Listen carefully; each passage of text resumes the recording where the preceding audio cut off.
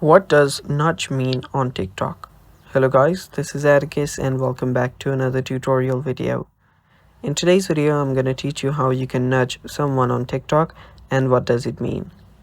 So before we begin, if you are new to our channel, head down below and hit the subscribe button so you don't miss out on our future videos. Also, press the bell icon so you get notified when we release a new video.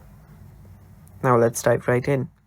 So if you don't know what nudge is basically a simple prompt used to engage someone within the platform. So you can just go to TikTok first, and if you find the nudge option anywhere, that means that you can give the person the attention, or you can just encourage interaction. So what you can do is you can use the nudge feature to help keep TikTok ecosystem active by promoting other people.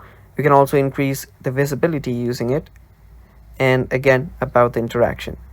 So if you don't know what you can do to nudge, is you can always nudge someone when they are just doing their live, or whenever someone reposts a repost which you have already done that, you'll get a notification like this. So you can first head over to your inbox, go to activity, and there you can see Batman reposted the same post, and there you'll see a press a finger icon.